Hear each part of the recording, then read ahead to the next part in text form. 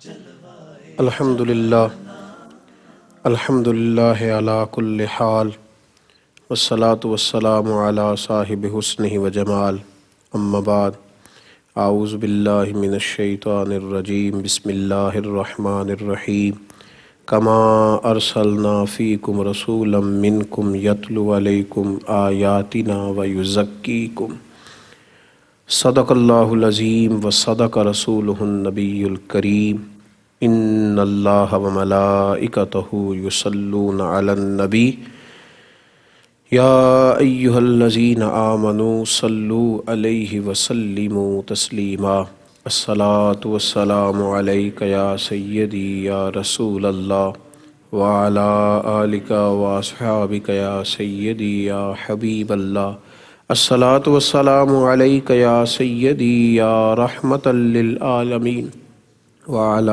آلک واصحابک یا سیدی یا خاتم النبیین اللہم صلی علی سیدنا و مولانا محمد معدن الجود والکرم وآلہ وبارک وسلم۔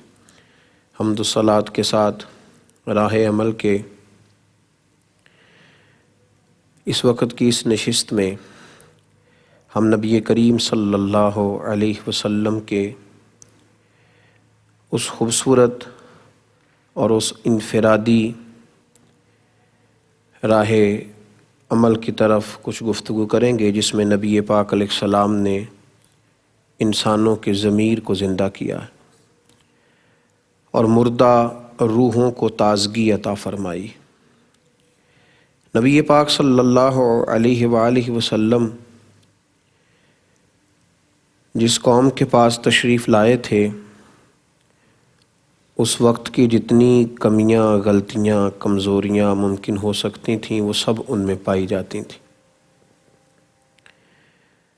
اپنی بیٹی کو بغیر مارے زندہ ہی زمین میں گاڑ دینا اور اس کے چہرے اور وجود پر جب وہ مٹی پھینکتے تو وہ چیختی اور چلاتی لیکن ان کے دلوں پر کوئی اثر نہ ہوتا۔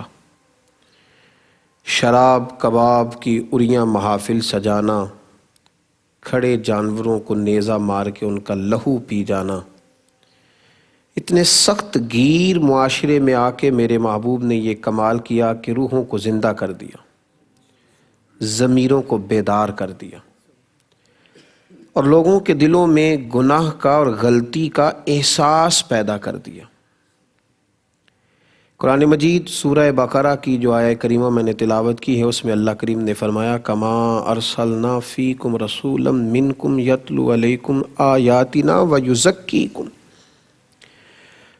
فرمایا یہ رسول ہم نے تمہارے درمیان اس لیے بھیجے ہیں کہ یہ تم پر ہماری آیات پڑھیں گے اور تمہیں پاک فرما دیں گے۔ حضور نے گدلے میلے اور ناپاک معاشروں کو پاک فرمایا ہے۔ دنیا کی ہر برائی، ہر گناہ اس معاشرے میں پایا جاتا تھا اور گناہ کو گناہ نہیں سمجھا جاتا تھا، گناہ کو نیکی جانا جاتا تھا۔ معاذ اللہ، ظلم کو لوگ اپنا حق سمجھ کر کیا کرتے تھے، زیادتی، جبر، اس کو لوگ اپنے بڑا ہونے کا ذریعہ جانتے تھے۔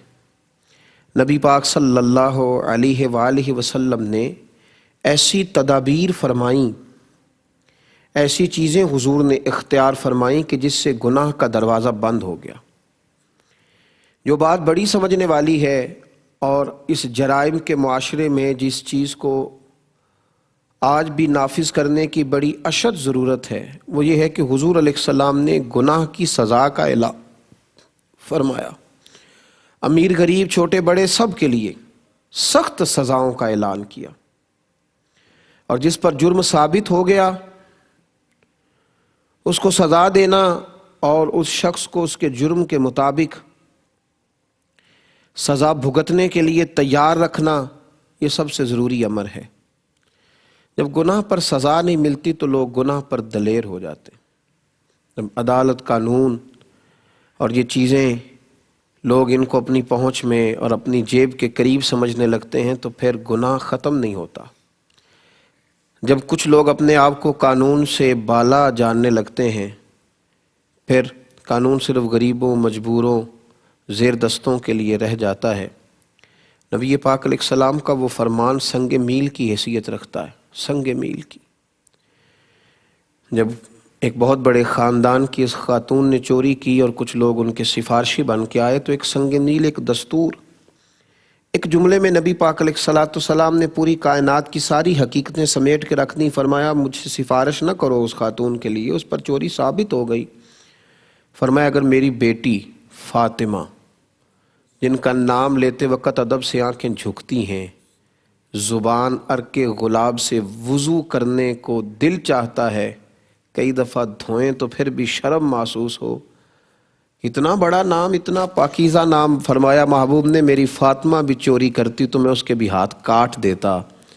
گویا اتنی بڑی بات حضور نے کر کے یہ دروازہ ہی بند کر دیا کہ گناہ پر اگر سزا نہیں ملے گی تو جرم ختم نہیں ہوگا۔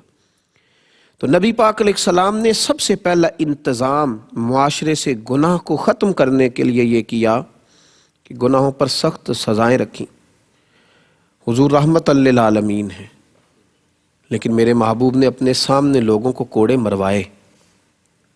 حضور علیہ السلام نے اپنی نگاہوں کے سامنے لوگوں کو سنسار کروایا، سزائیں دلوائیں۔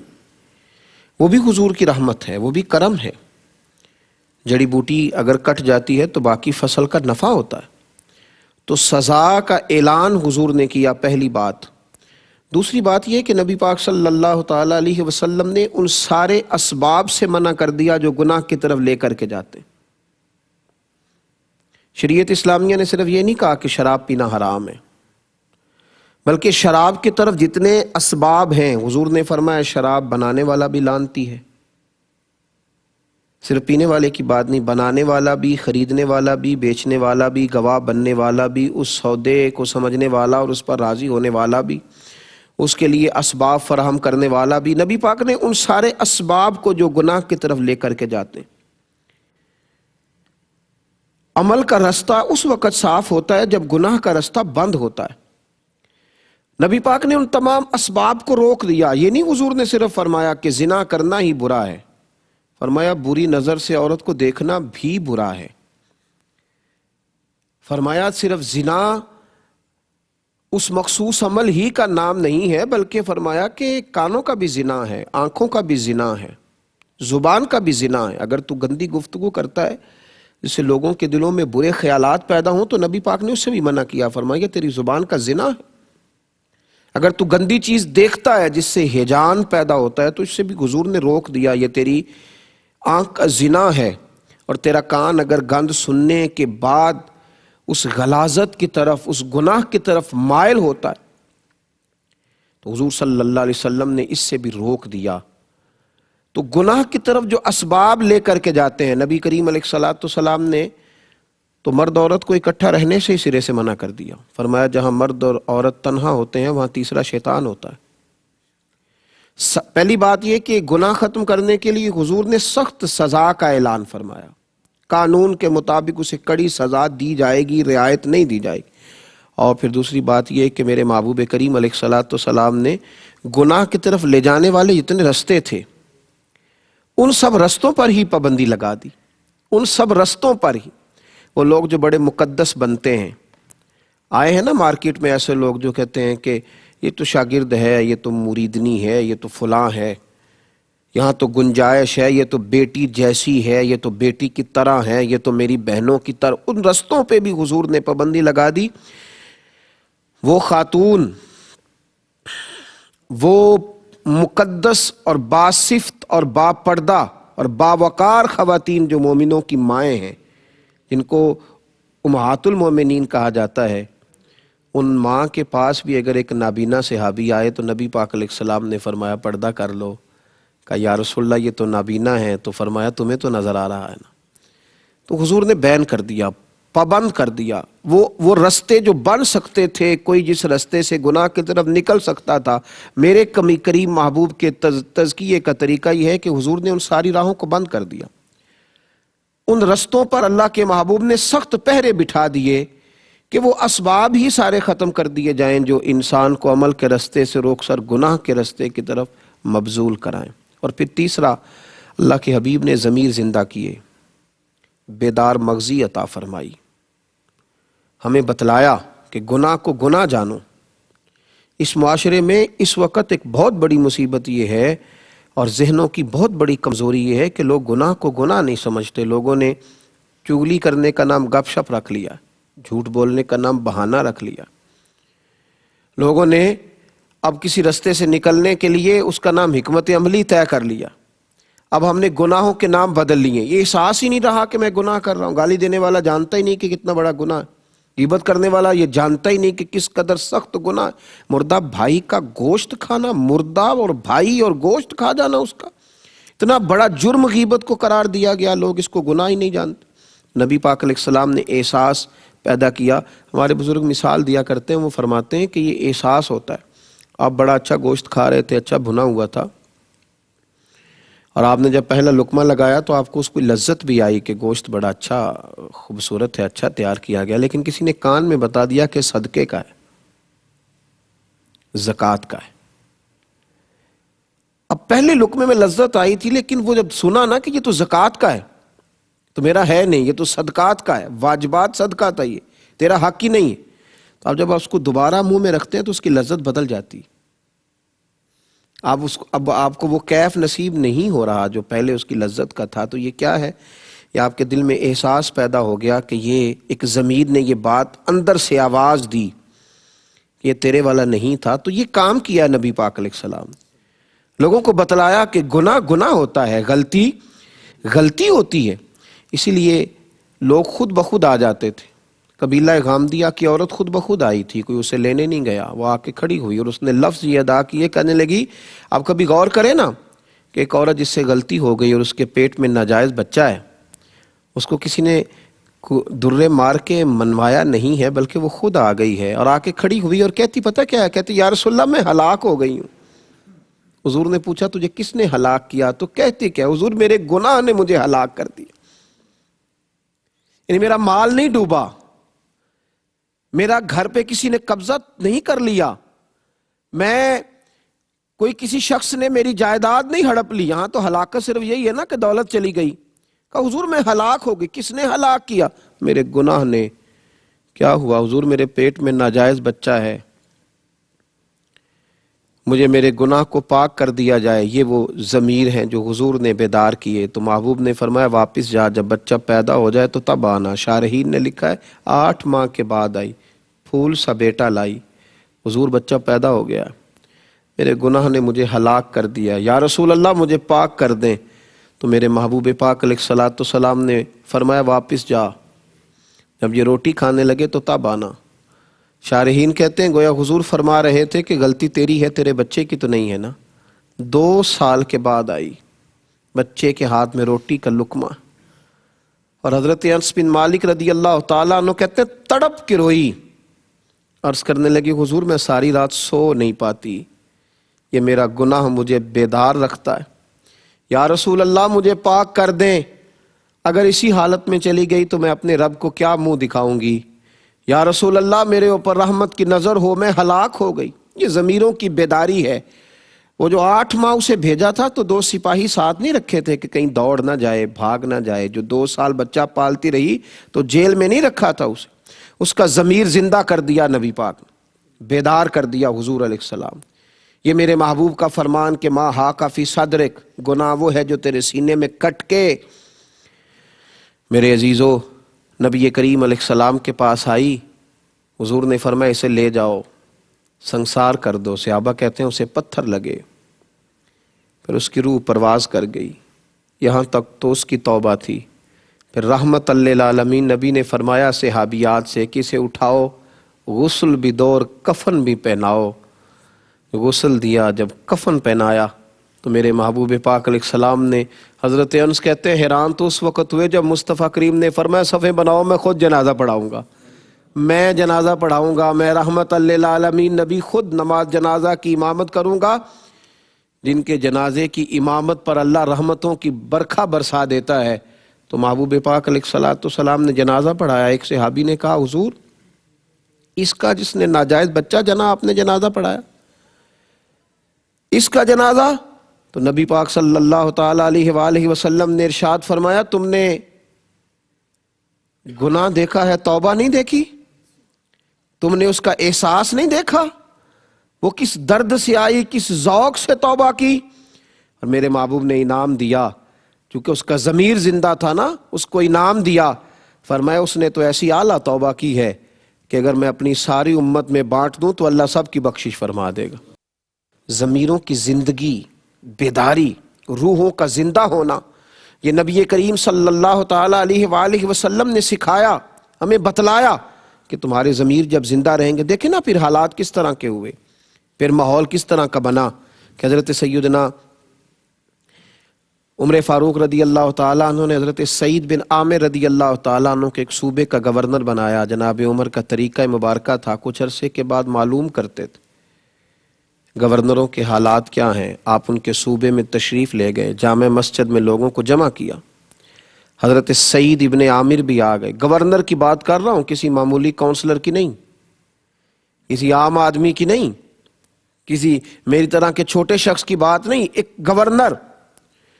سب لوگ جامع مسجد میں جمع ہیں۔ گورنر صاحب کو کھڑا کیا اور پوچھا کہ تمہارا گورنر کس طرح کا ہے؟ تو لوگوں نے کہا 4 شکایات ہیں گورنر سے۔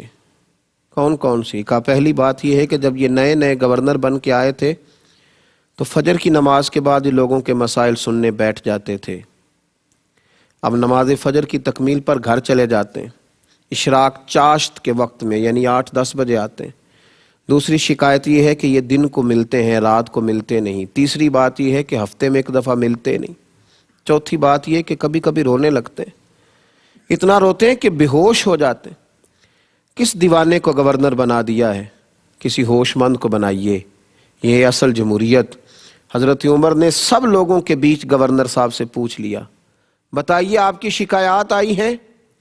آپ پہلے فجر کے بعد بیٹھتے تھے، اب اشراق چاشت کو کیوں آتے؟ تو گورنر صاحب یہ ہیں جن کو حضور نے زندہ کر دیا، جن کی روحیں تازہ ہو گئیں، کوئی ملمہ سازی نہیں رہی، ہر چیز حقیقت کا روپ دھار گئی، جو ان کی زبانوں پہ تھا وہ ان کی کیفیات بن گئی، وہ ان پہ طاری ہو گیا۔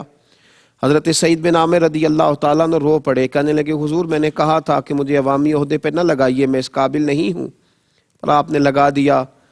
اب آپ نے سوال پوچھا ہے تو سنیے، میں غریب آدمی ہوں، نوکر رکھنے کی طاقت اور استطاعت نہیں رکھتا، فجر کی نماز پڑھ کے نا تو پہلے بیٹھ جایا کرتا تھا، میری بیوی بیمار ہو گئی ہے، 35 سال اس وفادار نے میری خدمت کی، اب ٹانگوں سے معذور ہے، میں نماز فجر کے بعد گھر جاتا ہوں، پہلے گھر میں ناشتہ بناتا ہوں، پھر اپنے گھر میں جھاڑو دیتا ہوں، پھر اس فالج زدہ عورت کے کپڑے بدل کے اس کے منہ میں روٹی کے لقمے ڈالتا ہوں، واپس آتے دیر ہو جاتی ہے۔ حضرت عمر کہتے ہیں پہلے جواب نہیں، لوگوں پر سختہ طاری کر دیا۔ دوسرا سوال یہ ہے کہ دن کو ملتے ہو تو رات کو کیوں نہیں ملتے؟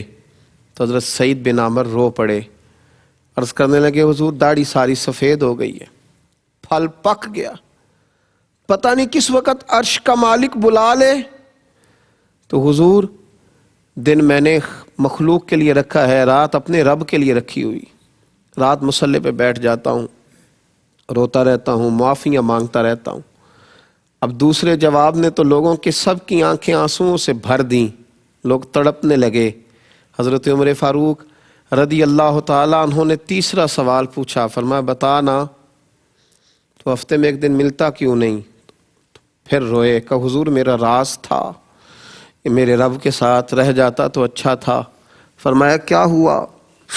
عرض کی حضور میں نے عرض کیا نا غریب ہوں، میرے پاس جوڑا ایک ہی ہے، ہفتے میں نا 1 دن اپنے کپڑے دھو کے خشک ہونے کو ڈال لیتا ہوں، پھر بیوی کے کپڑے پہن کے بیٹھا رہتا ہوں، سردی کا موسم ہے تو جوڑا سوٹ خشک ہونے میں شام ہو جاتی ہے، 1 دن نہیں آ پاتا۔ اب تو حضرت عمر بھی رو پڑے، فرمایا چل آخری بات کر، آخری بات بتا، کبھی کبھی تو بیٹھے بیٹھے رونے لگتا ہے اور پھر بے ہوش ہی ہو جاتا ہے۔ یہ لفظ کہے تو حضرت سعید بن عامر پھر رو پڑے اور عرض کرنے لگے حضور 40 سال عمر تھی جب کلمہ پڑا تھا، اور جب 40 سال کے گناہ یاد آتے ہیں تو پھر مجھ سے صبر نہیں ہوتا، پھر میں رو پڑتا ہوں۔ آپ دعا کریں نا رب کریم مجھ سے حساب نہ لے، میں تو 40 گھنٹوں کا حساب نہیں دے سکتا، 40 سالوں کا کیسے دوں گا؟ بس اس جواب نے تو جامع مسجد کی دیواروں کو بھی گویا رلا دیا۔ ہر شخص آہوزاری کرنے لگا، ہر شخص رونے لگا۔ جناب سیدنا عمر فاروق رضی اللہ تعالیٰ عنہ سے حضرت سعید بن عامر کہنے لگے حضور پردہ تو کھل ہی گیا، بات تو آپ نے سن ہی لی، اب میری سزا کا بھی اعلان کر دیں، اب بتا دیں۔ تو جناب عمر فاروق رضی اللہ تعالیٰ عنہ نے ہاتھ اٹھائے اور فرمانے لگے، دعا مانگنے لگے، اے اللہ میرے نبی پاک علیہ السلام کی امت کو اس طرح کے کچھ اور گورنر بھی عطا فرما، کچھ اور گورنر بھی اس طرح کے دے۔ میرے عزیزو، جب ضمیر زندہ ہوتے ہیں، جب طبیعتیں تازہ ہوتی ہیں، جب روحیں بیدار ہوتی ہیں، پھر اس قسم کے جواں فکر، جواں حوصلہ لوگ پیدا ہوتے ہیں۔ اور جب ہماری سوچیں گناہ کو گناہ ہی نہ سمجھیں، جب لوگ رشوت لے کر کے یہ کہیں کہ میں کوئی غریبوں سے نہیں لیتا، میں صرف امیروں سے لیتا ہوں، تیری ڈیوٹی لگی اب حساب لینے کی، اب تو حساب لیا کرے گا۔ جب لوگ کسی کو گالی دے کے کہیں کہ اس کا بنتا تھا، اس کا ہوتا ہی یہ تھا، پھر اس کا معنی ہے ضمیر مردہ ہو گئے۔ جب لوگ مرنے والوں کے جنازوں پر بھی سودے کرنے لگیں، اور جب لوگ میتوں پر بھی سیاست چمکانے لگیں، اور جب قوم اتنی دور نکل جائے کہ لوگ کسی کی مجبوری کو خرید کر اس سے فائدہ اٹھانے لگیں، اور جب کسی گرے ہوئے پر پیر رکھ کے گزرنا لوگ اپنا اعزاز جاننے لگیں، تو پھر ضمیر مردہ ہوتے ہیں۔ میرے نبی پاک علیہ الصلاۃ والسلام نے ضمیروں کو زندہ کیا، تازگی دی، خوبصورتی بانٹ دی، لوگوں کی روحیں تک صاف ہو گئی، ہر چیز بدل گئی۔ حضرت عبداللہ ابن عمر رضی اللہ تعالیٰ عنہ فرماتے ہیں کہ میں نے وہ زمانہ بھی دیکھا تھا، میں نے وہ دور بھی دیکھا تھا جب لوگ ڈاکہ زنی کرتے تھے، چوری کرتے تھے، مال کھا جاتے تھے، اور پھر میں نے وہ دور بھی دیکھا جب لوگوں نے غربتیں تو برداشت کیں لیکن بے ایمانی کو اپنے قریب نہیں آنے دیا، دھوکے فریب کو۔ فرماتے ہیں حضور نے یہ انقلاب برپا کر دی۔ نبی پاک علیہ السلام نے تقوی کی وہ چادر تنی کہ ہر شخص کا چہرہ اس میں چمکنے لگا۔ آپ فرماتے ہیں میں ایک دفعہ سفر پہ جا رہا تھا، رمضان کے علاوہ کچھ ایام تھے، تو میں نکلا، میرے پاس کچھ سرکہ تھا، کچھ کھجوریں تھیں، کچھ خشک چیزیں تھیں، تو میں رستے میں تھا، تو میں نے ایک جگہ پہ بیٹھ کے کھانا کھانے کا ارادہ کیا۔ جناب عبداللہ ابن عمر رضی اللہ تعالیٰ عنہ فرماتے ہیں بڑا خوبصورت اور بڑا نورانی اور بڑے معصوم عکس والا نوجوان بکریاں چراتا ہوا مجھے نظر آیا۔ آپ فرماتے ہیں کہ اس کے چہرے پر عبادت کا نور اور اس کی آنکھوں میں سچائی کا حسن مجھے نظر آیا۔ اس کی داڑھی تو گرد سے بھری تھی پر روشنی بڑی شاندار تھی۔ آپ فرماتے ہیں کہ میں نے کھانا کھاتا ہے جب آدمی تو قریب بیٹھنے والے کو دعوت دیتا ہے، میں نے کہا کہ میاں کھانا کھا لو، رمضان بھی نہیں تھا اور وہ بکریاں چرا رہا تھا، میں نے کہا کھانا کھا لو، تو کہنے لگا حضور میں نہیں کھا سکتا، میں نے روزہ رکھا ہوا ہے۔ فرماتے میرے دل میں خیال آیا کہ صرف عبادت گزاری ہے یا تقوی کا بھی کوئی معیار اس نے اپنایا۔ میں اس کے قریب گیا تو میں نے جا کے اس کو کہا کہ تیری بکریاں بڑی پیاری ہیں، ایک میرے ہاتھ بیچ نہیں دیتا؟ تو وہ کہنے لگا حضور میری نہیں ہے، میں تو اجرت پر بکریاں چراتا ہوں، مالک کوئی اور ہے۔ فرماتے میں نے اس سے کہا کہ مالک سے کہہ دینا کہ ایک بکری بھیڑیا لے گیا تھا، بڑی سادی سی میں گفتگو کر رہا ہوں، اس سے کہہ دینا کہ ایک بکری بھیڑیا لے گیا تھا، کیا ہوتا ہے؟ یہاں لوگ آنکھیں چرا کے کہیں کچھ نہیں کر رہے، کہہ دینا۔ آپ فرماتے ہیں کہ کوئی جوش خطابت نہیں، کوئی بات نہیں، کوئی واعظ نہیں، کوئی نصیحت نہیں، کوئی کسی صوفی کا فرمان نہیں، بکریاں چرانے والا چرواہا، لیکن اس کے جملے نے میرے پورے وجود کو نور کے اندر کھڑا کر دیا لا کے۔ فرماتے ہیں وہ مجھے کہنے لگا حضور بکریوں کے مالک کو تو کہہ دوں گا بھیڑیا لے گیا ہے، اور جب دنیا کا اور کونین کا اور عرش کا مالک پوچھے گا تو اسے کیا جواب دوں گا، اسے کیا بتاؤں؟ اللہ کے حضور بھی تو جانا ہے نا۔ یہ ہے ضمیروں کی زندگی، یہ ہے روحوں کی زندگی، یہ ہے جب دل زندہ ہوں۔ پھر اعلیٰ حضرت فاضل بریلوی رحمۃ اللہ علیہ فرماتے ہیں خوف خدا اور فکر آخرت یہ دو تیرے منہ میں لگامیں ہیں، یہ لگام ڈال کے کسی کے کھیت میں بھی تجھے کھلا چھوڑ دیا جائے گا تو کبھی بھی بددیانتی نہیں کرے گا، لیکن اگر تیرا ضمیر مردہ ہو جائے پھر بہت واعظ و نصیحت، بہت سارے دلائل بھی تیرا کچھ نہیں کر سکتے۔ حضرت عبداللہ ابن عمر رضی اللہ تعالیٰ عنہ فرماتے اس نوجوان کی بات اتنی بھلی لگی کہ میں سفر چھوڑ کر کے واپس آیا، اور میں نے واپس آ کے معلوم کیا کس کا غلام ہے۔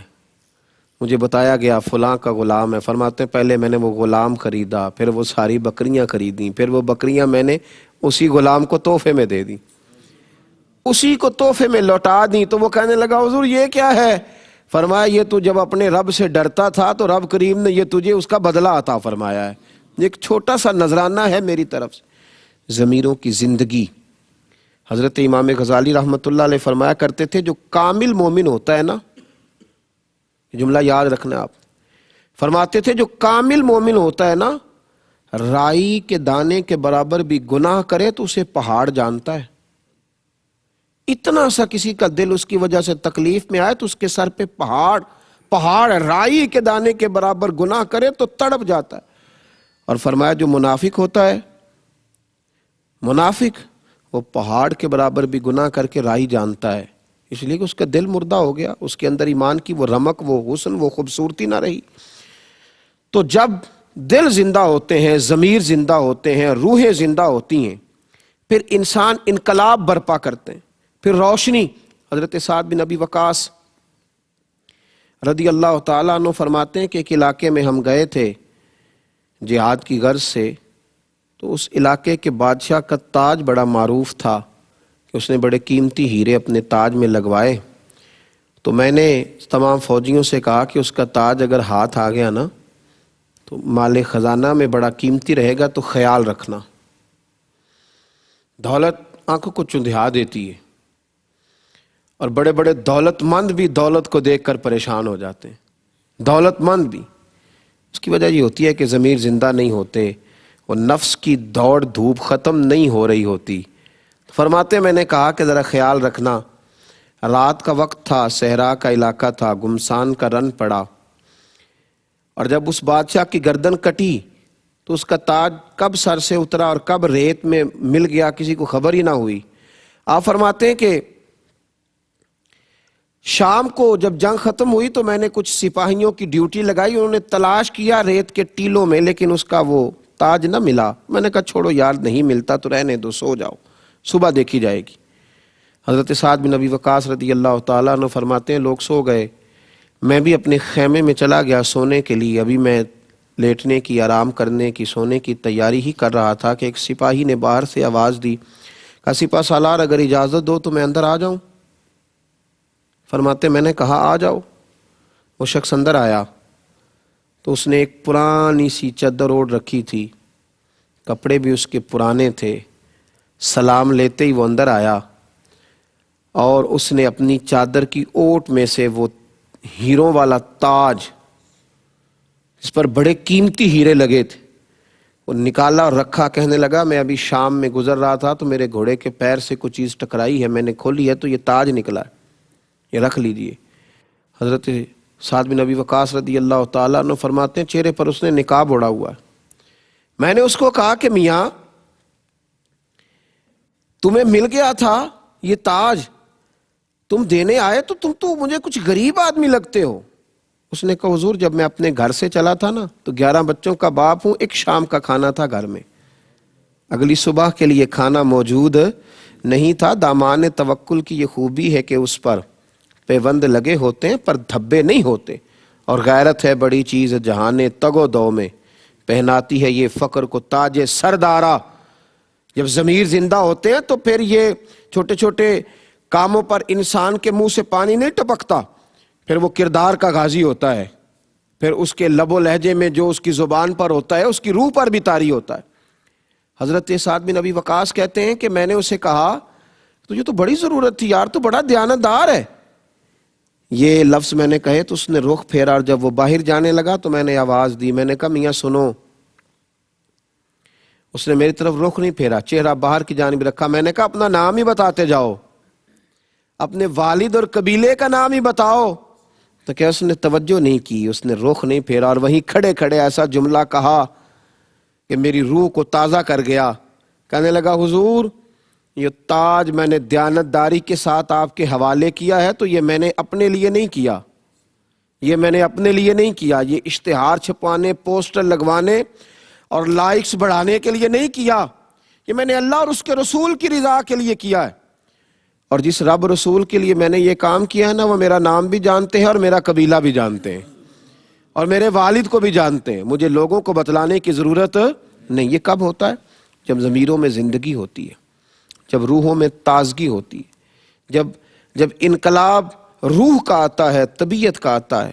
نبی پاک علیہ الصلوۃ والسلام نے تقوی کی روشنی سے لوگوں کو آشنا کیا۔ نبی پاک علیہ الصلوۃ والسلام نے لوگوں کو اہمیت دلائی، بتلایا کہ گناہ گناہ ہوتا ہے، غلطی غلطی ہوتی ہے۔ بڑے بڑے لوگ چھوٹوں سے معافیاں مانگنے لگے، بڑے بڑے قد کاٹھ والے اپنے ضمیروں کا بوجھ اتارنے لگے۔